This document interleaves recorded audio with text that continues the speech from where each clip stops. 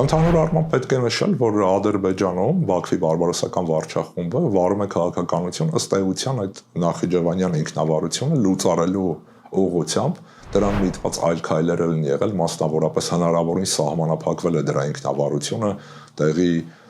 ղեկավարության փոփոխություն, ընդհանրապես ինստիտուցիոնալ մակարդակում փոփոխությունների է ձգտում, համարելով, որ ըստ էության ինքնավարության կարգավիճակը եւ այդ ինքնավարության կարգավիճակի կարգավորումը համապատասխան միջազգային պայմանագրերով որոշակի ռիսկեր է պարունակում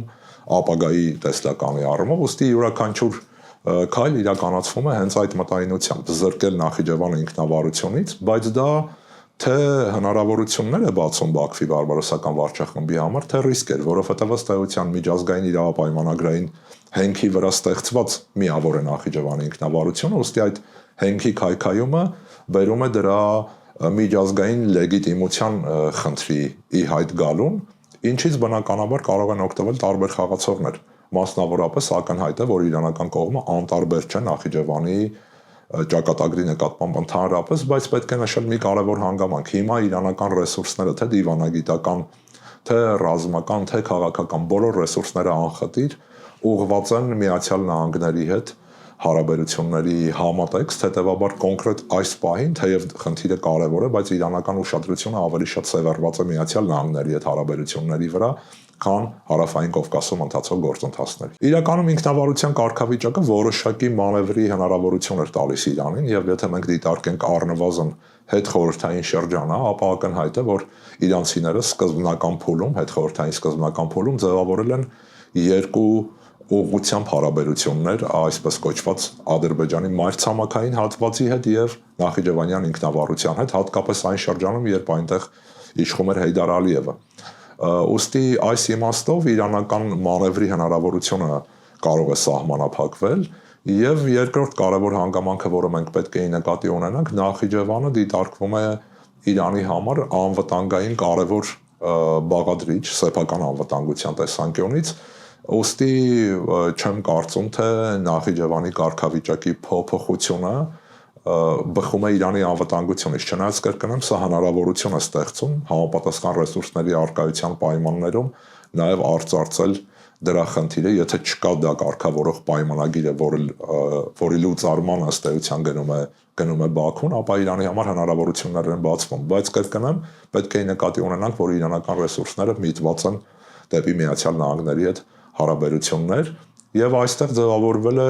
շատ դինամիկ զարգացումների համատեքստում մեզ համար ոչ այնքան պատեհ իրավիճակ, առնվազն մեկ հարթությունում կարող ենք դա նշել, իրանա-թուրքական մերձեցում, գիտեք, հատկապես վերջին օրերի ընթացքում Էրդողանական վարչախումբը ամեն ջանք գործադրում է միջնորդական առաքելությամբ հանդես գալու Իրանի եւ Միացյալ Նահանգների միջև, որը ըստ էության բերում է Իրան-Թուրքիա հարաբերություններում որոշակի, եթե ջերմացում չասենք, ապա մերձեցում կարող ենք ասել եւ կարծեք թե արդեն հաստատվել է, որ բանակցությունները Վիտկոֆի եւ Իրանի արտգործնախարար Արաղչիի միջև տեղի են ունենալու Թուրքիայում, դեռևս պաշտոնական հաստատում դա չունի, բայց լրատվական արտահոսքեր կան։ Հետևաբար այս համատեքստում Նախիջևանյան խնդիրը առնչվում է ոչ միայն Ադրբեջանի շահերին, այլ նաեւ Թուրքիայի շահերին, իրանցիները կարող են այս խնդիրը նույնիսկ Միացյալ Նահանգների հետ հարաբերությունների հնարավոր կարգավորումից հետո որոշակիորեն, ասեմ այսպես, պահեստավորել, թողնելով ավելի հետագա գործընթացների համար։ Իրականում մենք պետք է տարանջատենք քարոզչական գործողությունները կոնկրետ դիվանագիտական, քաղաքական, նաև ռազմական հարթությունում ընթացող գործընթացներից։ Ակնհայտ է, որ հսկայական քարոզչական ազդեցություն կա կապված Իրան-Ամերիկա հարաբերությունների համատեքստի հետ եւ այդ քարոզչական ազդեցությունը որպես կանոն շատ հաճախ ուղղորդվում է ապատեղեկատվության կամ տեղեկատվության ուռճացման մեթոդաբանության կիրառությամբ, հետևաբար 24 ժամից պատերազմ կսկսվի, 48 ժամից պատերազմ կսկսվի իբր լրատվական արտահոսքները,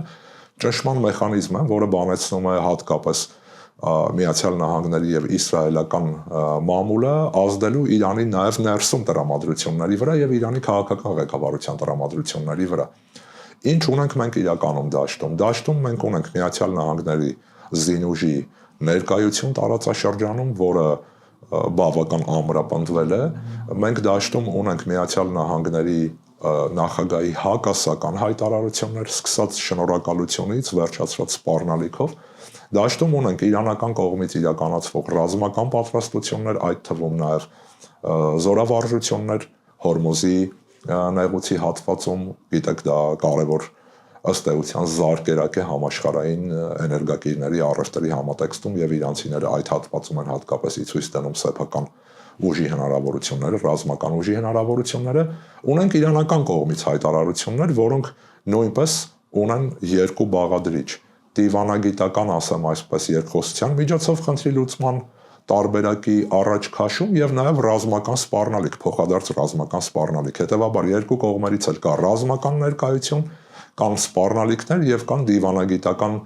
մեթոդաբանությամբ կամ դիվանագիտական խողովակներով խնդրին լուծում տալու նաեւ հռետորաբանություն։ Եթե այժմ դիտարկենք իրավիճակը, ապա ակնհայտ է, որ Միացյալ Նահանգներում մոռացել են Իրանի ցույցերի մասին, հատկապես նախագահ Տրամպը վերջին շրջանում ընդհանրապես կարծեք թե դրան չի անդրադառնում կամ անդրադառնում է շատ թռուցիկ լուսանցքային կերպով, եւ առաջնային խնդիրը դարձել Իրանի միջուկային ծրագիրը։ Իրանի միջուկային ծրագրի համատեքստում իրանցիները ունեն սեփական կարմիր գծեր, որոնք չեն համընկնում Միացյալ Նահանգների նախագահի կողմից առաջ քաշված պահանջների հետ։ Առնվազն տեղեկատվական արտահոսքներից կարող ենք դատել, արտահոսքերից կարող ենք դատել, որ 3 հիմնական ուղղություն կա Միացյալ Նահանգների համար՝ Իրանի միջուկային ծրագիր, Իրանի հրթիռային ծրագիր եւ նաեւ Իրանի պրոքսի ուժերի, արբանյակ ուժերի հետ կապված խնդիրներ։ Վերջին երկու խնդիրը այդքան էլ արդիական չէ եւ իրանական կողմը հստակորեն հայտարարում է, որ այդ խնդիրներին անդրադարձ չի կարող կատարվել։ Միջուկային հատվածի պահն էլ մենք պետք է շեշտենք մի կարևոր հանգամանք։ Իրանական կողմից երբեք չի հնչել հայտարարություն, որ Իրանը գնում է միջուկային զենքի ստեղծման ուղով։ Մշտապես շեշտվել է, որ այդ միջուկային ծրագիրը խաղաղ միջուկային ծրագիր է, միտված է բացառապես խաղաղ նպատակների եւ դա Իրանի բնական իրավունքն է։ Միացյալ Նահանգներում չեն հավատում այդ խաղաղ միջուկային ծրագրի բնույթին, չգիտեմ միգուցե փաստեր էլ ունեն, բայց այսուհանդերձ հիմնական կռվախնձորը այս պահի դրությամբ երկու կողմերի միջև հենց միջուկային ծրագիրն է։ Ակնհայտ է, որ գործընթացում կա երրորդ խաղացող, որը զգալիորեն ազդում է Միացյալ Նահանգների դիրքորոշումների վրա։ Եթե մենք դիտարկենք իմ նշած այդ 3 պահանջները, ապա 3 պահանջներն էլ բխում են Իսրայելի շահերից։ Մասնավորապես, ասենք օրինակ Իրանի հրթիռային ծրագիրը վտանգ չի ներկայացնում Միացյալ Նահանգների համար, հատկապես միջին եւ հեռու հեռավորության իրանական հրթիռները բնականաբար չեն հասնելու Միացյալ Նահանգներին։ Կամ իրանական արբանյակ ուժերի ներկայությունը Մերձավոր Արևելքի տարածաշրջանում, Հեզբոլլահի, ասենք օրինակ, ներկայությունը չի սպառնում Միացյալ Նահանգներին ուղղակիորեն։ Ոստի իսրայելական կողմի դիրքորոշումները եւ նրա ազդեցությունը հատկապես Տրամպի վարչակազմի վրա չափազանց մեծ է եւ այստեղ կա մի կարևոր հանգամանք։ Մի կողմից Իսրայելին ձեռնտու չէ Իրանի հետ ուղղակի բախումը։ Ակնհայտ է, որ հատկապես հաշվի առնելով նաև իսրայելական կողմի հայտարարությունները, իրանական վրեժխնդրության հարվածը Իսրայելի համար ունենում է հետևանքներ։ Ուստի իսրայելական կողմը չի ձգտում գնալ ուղղակի բախման, բայց իսրայելական կողմի շահերից չի բխում նաև Միացյալ Նահանգները Իրան վերջնական համաձայնության կայացումը, որովհետև այս պարագայում իրանցիների առաջ քաշած պայմանը պատժամիջոցների չեղարկումն է։ Իսկ պատժամիջոցների չեղարկումը հնարավորություն է տալու իրանական տնտեսությանը նոր շունչ առնել, նոր թափ ստանալ, եւ սա իսրայելական կողմում դիտարկում են որպես հնարավոր ռիսկ եւ վտանգ։ Հետևաբար գործընթացը բազմաբաղադրիչ է եւ այդ բազմաբաղադրիչ համայնապատկերում պետք է ավելացնենք տարածաշրջանային այլ խաղացողների, Պարսից ծոցի հատկապես արաբական երկրները, Եգիպտոսը, Մերձավոր Արևելյան կարևոր տերություն, Թուրքիան, որոնք ամենևին շահագրգիռ չեն Միացյալ Նահանգներ Իրան ուղղակի բախմամբ, հաշվի առնելով իրանական կողմի այն հայտարարությունը, որը հաստատագրվեց նաև հոգևոր առաջնորդի մակարդակով, որ այս անգամ Միացյալ Նահանգների հարվածի պատասխանը լինելու է տարածաշրջանային մակարդակով։ Ինչ ասել է տարածաշրջանային պատերազմ իրանական տեսանկյունից, դա նշանակում է ոչ միայն Իրանի արբանյակ ուժերի գործողություններ հակաամերիկյան եւ հակաիսրայելական ուղղությամբ, այլ նաեւ ամբողջ Մերձավոր Արևելյան տարածաշրջանում Միացյալ Նահանգների զինուժի եւ ռազմական ենթակառուցվածքների թիրախավորում, ինչը նշանակում է հարվածներ նաև արաբական այն պետությունների տարածքներին, որտեղ կան Միացյալ Նահանգների ռազմակայաններ եւ կամ Միացյալ Նահանգների զինուշ։ Ոստի այս իմաստով իրավիճակը խիստ վտանգավոր է, բայց այդ վտանգավոր ռազմական էսկալացիային զուգահեռ ընթանում է նաև դիվանագիտական խողովակով աշխատանք եւ բնականաբար Հայաստանի Հանրապետության շահերից է բխում, որպեսզի Իրանը չներքաշվի Միացյալ Նահանգների հետ տարածաշրջանային ծանր պատերազմի մեջ, որը կզբաղեցնի այս պետության ռեսուրսները գրեթե ամբողջությամբ, հաշվի առնելով այն հանգամանքը, որ Իրանը հանդիսանում է նաև Հայաստանի Հանրապետության անվտանգության ապահովման ճարտարապետության կարևոր բաղադրիչ, հատկապես երբ խոսքը վերաբերում է Սյունիքի տարածաշրջանին։ Ուղղակի միջամտության հավանականությունը շատ ցածր է, ռազմական միջամտության հավանականությունը շատ ցածր է չինական եւ ռուսական կողմերից, բայց ակնհայտ է, որ թե Չինաստանը, թե Ռուսաստանը շահագրգիռ են, որպեսզի Իրանը չունենա խնդիրներ տարածաշրջանում, հաշվի առնելով ձեր նշած այդ դաշնակցային հարաբերությունները կամ դաշնակցայինի ձգտող հարաբերությունները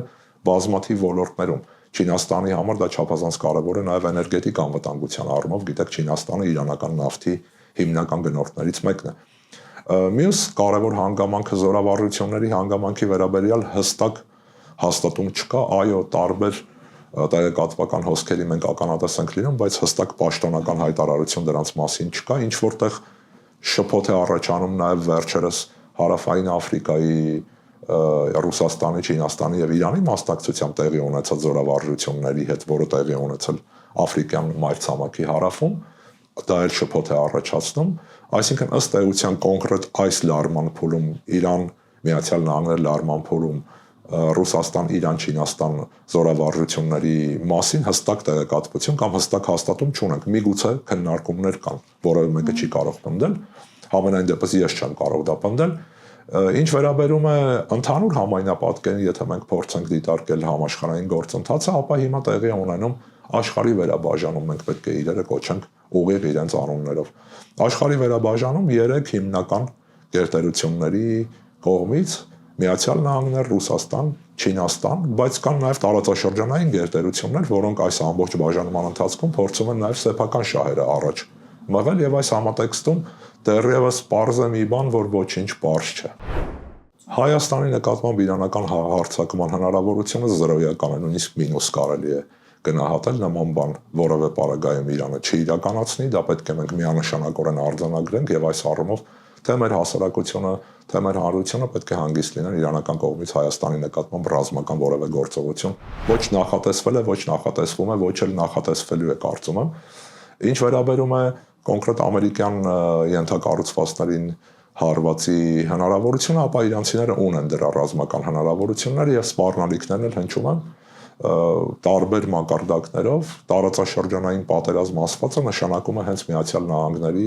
բոլոր անխտիր բոլոր ենթակառուցվածքների նկատմամբ իրանական գործողություններ, ռազմական գործողություններ։ Ինչպիսի արդյունք դա կունենա, ինչպիսի հետևանքներ կունենա, այլ քննարկման խնդիր է, ռազմական փորձագետները կարող են ավելի մանրամասն դա ներկայացնել, բայց քաղաքական մակարդակում այդ հայտարարությունը կա եւ այդ հայտարարության հետ կարծեք թե Միացյալ Նահանգները հաշվի են նստում։ Ակնհայտ է մի բան, որ Իրանի հետ պատերազմը աշխարհի թիվ 1 գերտերության համար ունի որոշակի արժեք։ Հաշվի առնելով Միացյալ Նահանգների ներքին տրամադրությունները, որոնց մասնագետը ես չեմ, ներքաղաքական խմորումները, վարկանիշներ եւ այլն, Միացյալ Նահանգների նախագահը որոշում կայացնի եւ կարծում եմ միայն նրա գլխում այդ որոշումը կա կամ միգուցե մերձակա շրջապատներ գիտի այդ որոշման մասին։ Բայց ես ենթադրում եմ, որ որոշում դեռևս կայացված չէ եւ այդ բանակցային խողովակը աշխատում է, ինչպիսի արդյունքներ կգրանցվեն բանակցային խողովակով, նույնպես դժվար է միանշանակ պնդել, համենայն դեպս հնարավորություն կա բանակցային ճանապարհով հասնել խնդրի լուծման, բայց կրկնեմ կողմերի կարմիր գծերը միմյանց հետ չեն համընկնում, այլ հատվում են հաճախ գերազանցելով հնարավորի սահմանները, ասենք օրինակ Իրանին պահանջ է առաջարկվում դատելով կրկին արտահոսներից հանձնել իր ունեցած ողջ հարստացված ուրանի պաշարը, որը չեմ կարծում, որ իրանական կողմի համար ընդունելի ընկալելի պայման է։ Եվ գիտեք, ըստ էության միջուկային համաձայնություն կայացել էր 2015-ին, Միացյալ Նահանգներն էլ դրա մաս էր եւ Իրանը պատրաստ էր իր միջուկային ծրագիրը, խաղաղ միջուկային ծրագիրը դարձնել շատ թափանցիկ միջազգային կառույցների համար, հատկապես ՄԱԳԱՏԷ-ի համար, հիմա էլ կարող են այդ գործարքին գնալ Միացյալ Նահանգները եւ Իրանը, բայց Միացյալ Նահանգների պահանջները կրկնեմ շատ են եւ կրկնեմ կա նաեւ իսրայելական կողմ, որը շատ ուժգին կերպով ազդում է Միացյալ Նահանգների դիրքորոշման վրա իր ունեցած բոլոր հնարավորություններով, լոբիստական հնարավորություններով, բազմաթիվ այլ հնարավորություններով։ Իրականում մեկ ականատես եղանք Իրանի գահանկեց շահի որդու կերպարի ուռճացման կրկին լրատվամիջոցների կողմից, հատկապես իսրայելական եւ ամերիկյան լրատվամիջոցները, նաեւ պարսկալեզու լրատվամիջոցները արտասահմանում գործող նրա կերպարի ուռճացում իրականացրեցին, այսինքն ըստ էության բոլոր հարթակներով կարծեք թե նրան այն ցույց տալիս այն դեպքում, երբ նույնիսկ իրանական Սփյուռքում անդիմադիր շրջանակները, որոնք դեմ են իսլամական հանրապետությանը, նրա անկալումը ամենևին միանշանակ չէ։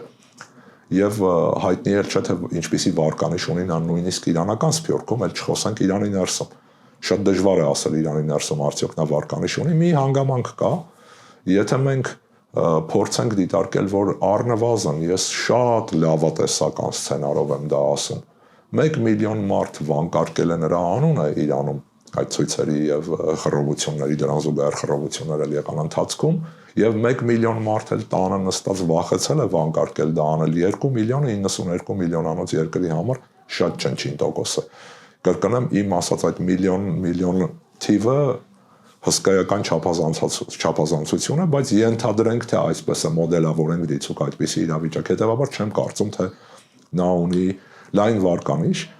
Մյուս կողմից կա այսօրվա աշխարհում այդ լրատվական ուռճացման մեխանիզմով կերպարի կերտում եւ կարծում այդ կերպարի կերտման գործընթաց էր ընթանում, ազդելով նաեւ հասարակական տրամադրությունների վրա, վերջին շրջանում ընդհանրապես լռություն է։ Նա ուղղակի չի խոսում վերջին շրջանում, առնվազն վերջին մի քանի օրվա ընթացքում